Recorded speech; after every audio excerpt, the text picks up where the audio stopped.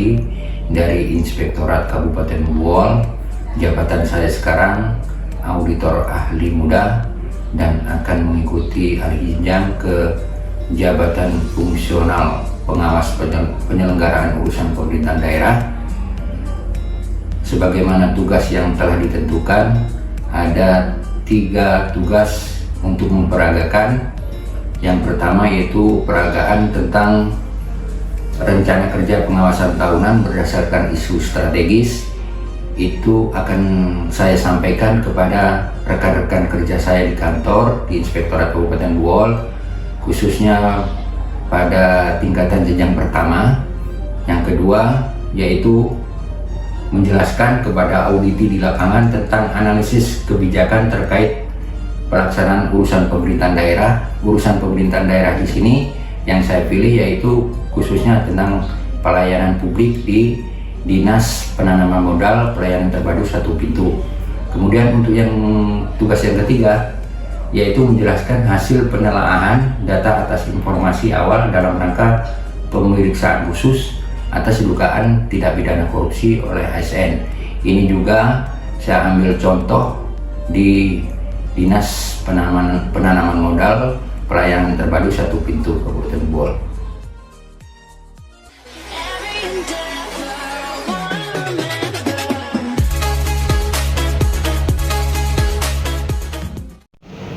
Baik, Assalamualaikum warahmatullahi wabarakatuh. Waalaikumsalam warahmatullahi wabarakatuh.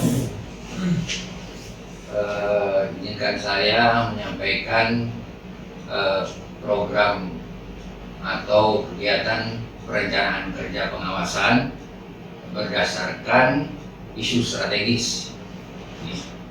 Baik, yang pertama kita akan menyampaikan tentang isu strategis itu apa. Isu strategis itu hal-hal atau sesuatu yang menjadi prioritas yang harus diperhatikan dalam proses perencanaan pembangunan daerah. Khususnya kita di inspektorat ini biasanya kita punya tupoksi tentang pengawasan. Berdasarkan pada rencana pembangunan daerah tahun 2003 sampai 2026 ada 2 prioritas pengawasan. Yaitu yang pertama ini meningkatkan jumlah temuan atas pemeriksaan APID. Yang kedua, jumlah temuan atas pemeriksaan BPK. Atas kondisi isu strategis pemerintah daerah Kabupaten Buol tahun 2003 sampai 2026, Inspektorat Daerah Kabupaten Buol membreakdownnya menjadi 5 isu strategis yang harus dilaksanakan. Yang pertama yaitu tindak lanjut hasil pemeriksaan.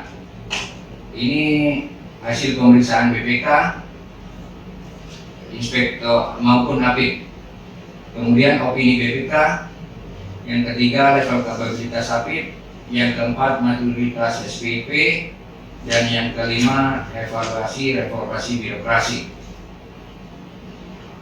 Atas rencana kelima, rencana isu strategis ini, Inspektorat Daerah telah merumuskan ke dalam rencana kerja pengawasan tahunan. Tapi rencana kerja pengawasan tahunan ini ada yang menjadi dasar juga atas pelaksanaan ini, yaitu Permendagri 19 tahun 2023 tentang perencanaan, pembinaan, dan pengawasan penyelenggaraan urusan pemerintahan daerah. Itu peraturan Mendagri ini ditetapkan setiap tahun sesuai dengan kondisi atau kebutuhan yang dilaksanakan oleh pengawas di seluruh Indonesia.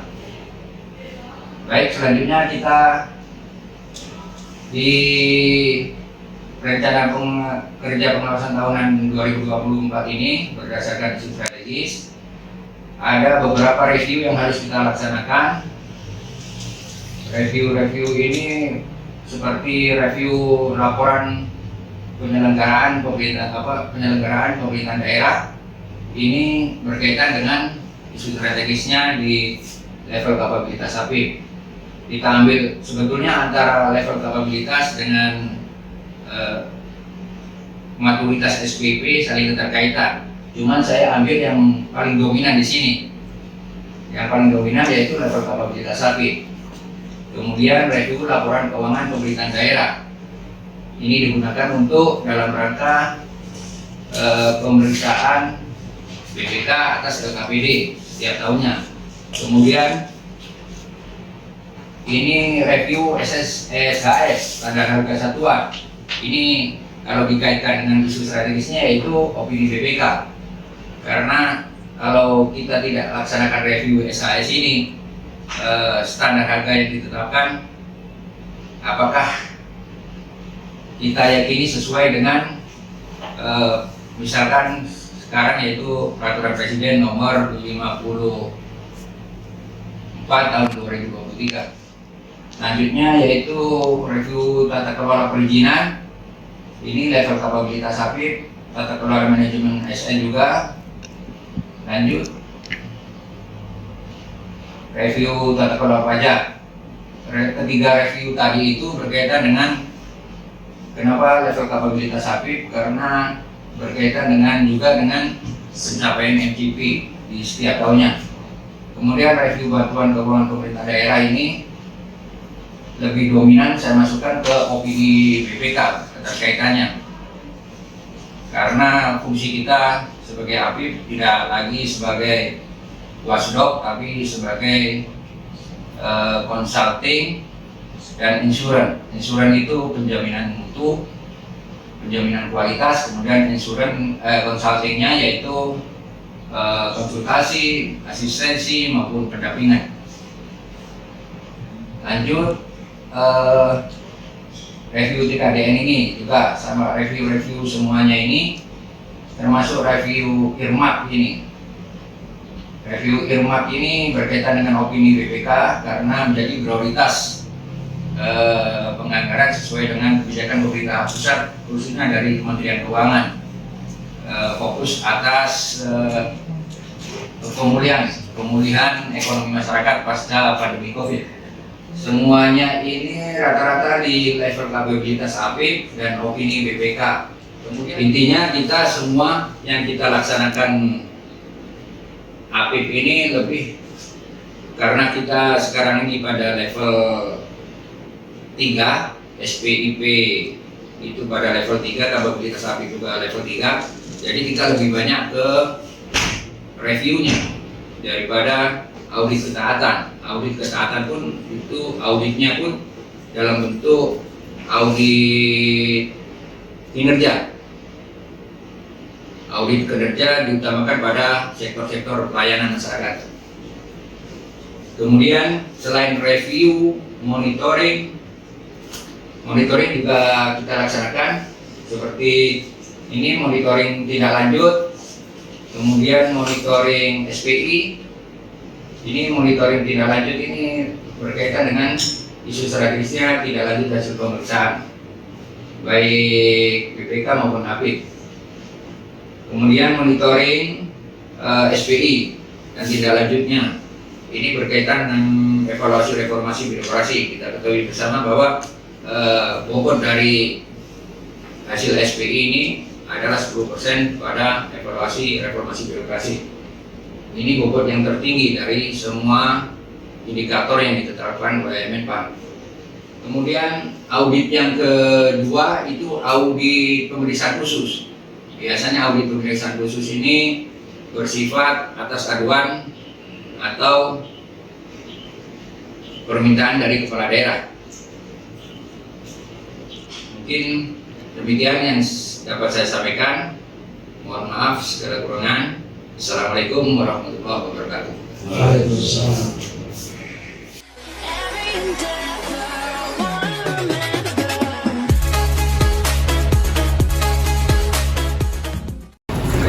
Terima kasih. Assalamualaikum warahmatullahi wabarakatuh.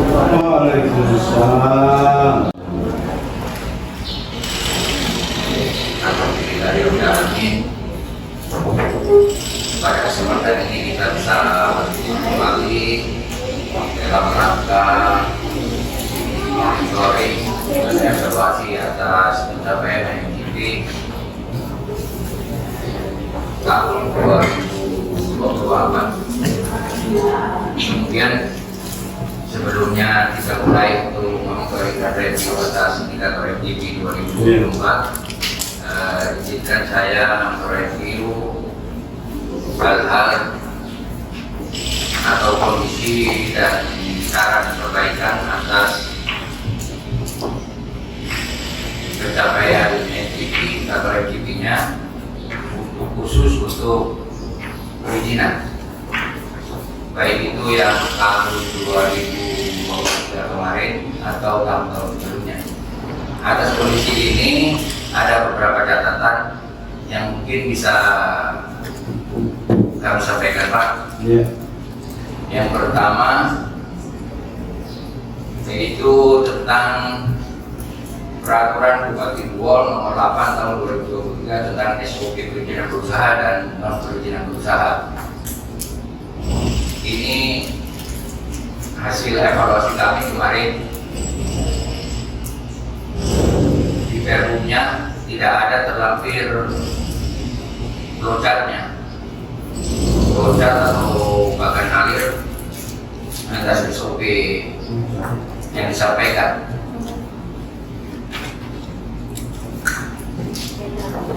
Karena di dalam perizinan banyak jenis perizinan dan persyaratan, itu yang harus dimuat di lampiran Perum itu.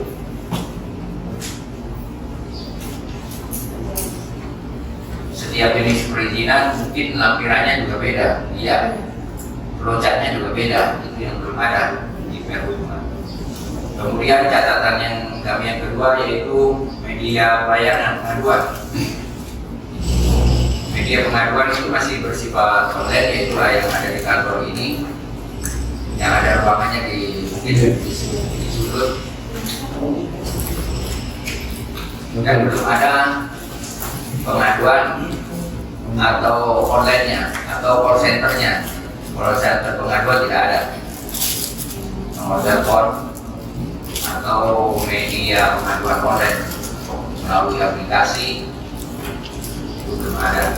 Kemudian yang ketiga yaitu aplikasi media perizinan. Untuk OSS mungkin sudah online, tracking system itu juga bisa sudah di OSS. Cuma untuk aplikasi smart government dengan e-Mukapod itu kami lihat belum dioptimalkan, baik dalam bentuk pengembangan aplikasi, status aplikasinya maupun sosialisasinya ke masyarakat. Yang keempat yaitu media publikasi online maupun offline. Media offline-nya yang dalam kantor itu butuh leaflet, brosur atau pamflet masih terbatas. Ada pun terbatas, masih sedikit sekali, sehingga pemohon ketika datang ke PDSP untuk mendapatkan informasi masih terbatas. Kemudian pemasangan pamflet di dalam kantor juga belum ada sih, cuman cukupi kalau menurut kami. Iya, di luar. Iya. Offline-nya di luar kantor, baik itu di tempat-tempat keramaian, baik untuk dalam baliho, media cetak maupun spanduk. Untuk media publikasi online-nya melalui media sosial, melalui websitenya Pemda, YouTube, Instagram, TikTok atau Facebook. Ada sih kemarin ada lewat Facebook, cuman di Instagram kayaknya ada. Kemarin juga ya. Cuman masih sebatas kegiatan, maksudnya kegiatan yang disampaikan itu lebih dominan ke pelayanannya. Iya.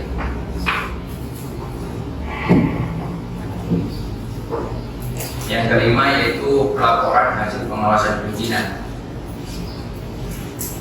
Tim pengawas internal merencanakan kegiatan pengawasan, merumuskan dan melaporkan hasil pengawasan secara sistematis. Saya lihat kemarin tim pengawas internal belum sepenuhnya merencanakan kegiatan pengawasannya, kemudian merumuskan dan melaporkannya secara sistematis. Kemudian yang keenam, indeks kepuasan masyarakat. Hasil indeks kepuasan masyarakat ini hasilnya harusnya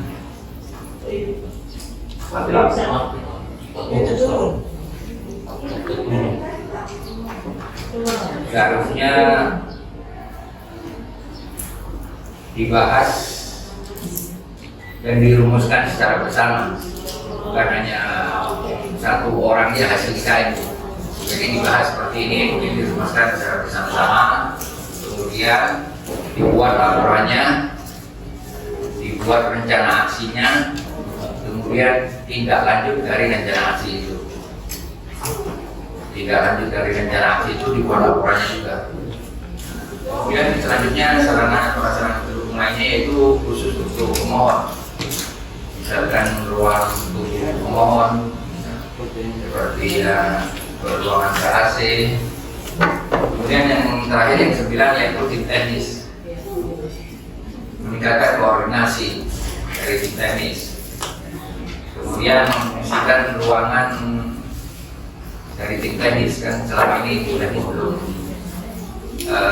semuanya berada di sini, sehingga koordinasi atas perizinannya agak susah. Baik Pak, ada 9 catatan dari kami tentang kondisi dan saran untuk perbaikan depannya. Terima kasih Pak. Mungkin Bapak mau menjawab. Nah, dari 9 item ini Pak, mudah-mudahan saran perbaikan pada kami akan kami tidak lanjuti ke depan. Mudah-mudahan ini bisa tercapai semua. Jadi kalau dalam namanya kami butuh juga anggaran untuk perbaikan salah di dinas kami, di dinas pramuka dan transportasi. Terima kasih pada bagi sarannya untuk perbaikan kami ke depan. Mudah-mudahan di dinas ini bisa lebih baik dan mendapatkan dukungan kita yang baik dalam pelayanan kami di dinas pramuka dan transportasi. Terima kasih Pak atas masukannya. Kami menerima itu. Insyaallah kami akan melakukan perbaikan. Terima kasih. Assalamualaikum warahmatullahi wabarakatuh.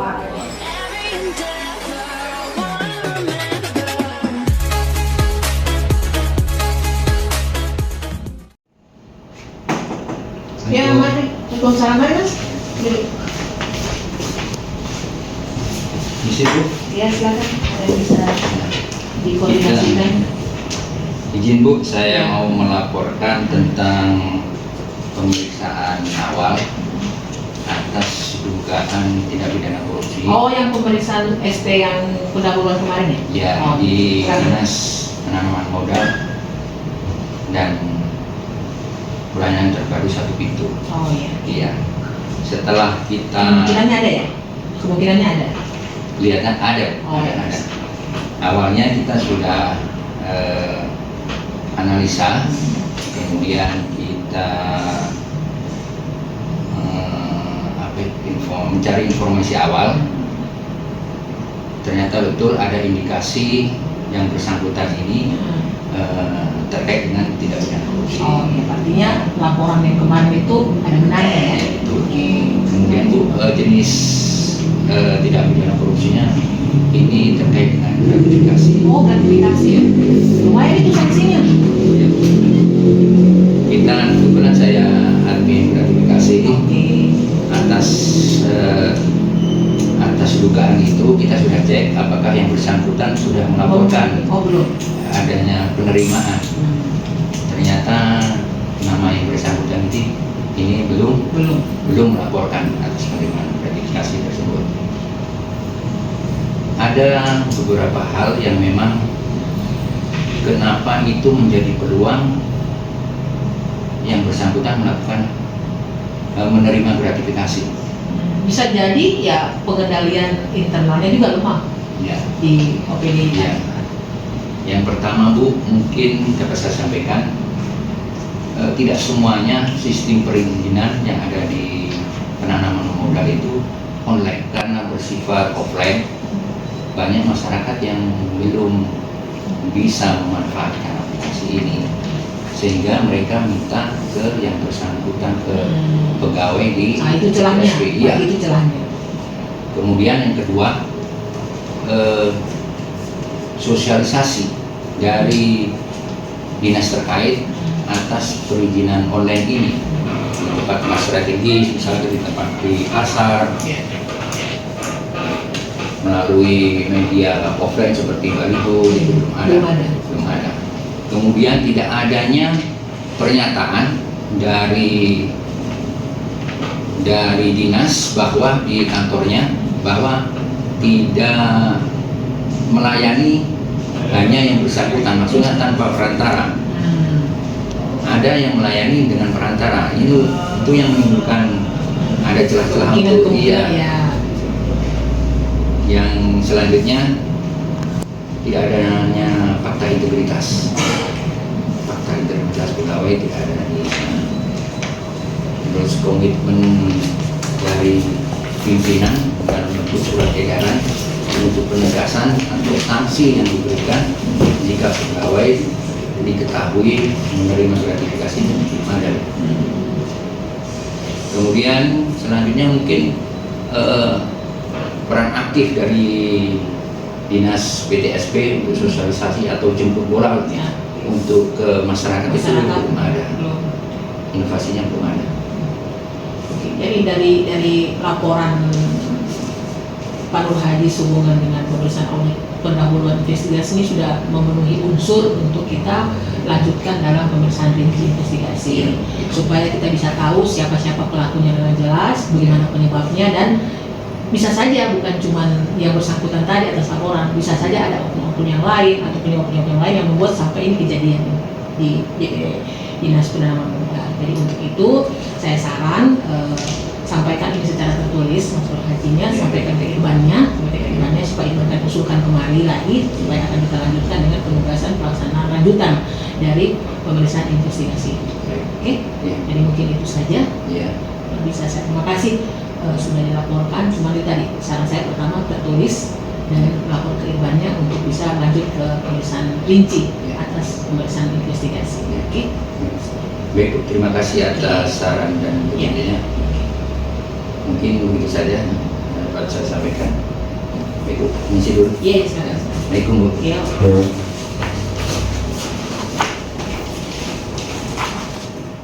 Demikian tugas portofolio dinamis yang dapat saya sajikan sebagai salah satu persyaratan untuk ahli jenjang ke jabatan fungsional penyelenggaraan urusan pemerintahan daerah ahli muda. Mohon maaf atas segala kekurangan. Wabillahi taufiq wal hidayah. Wassalamualaikum warahmatullahi wabarakatuh.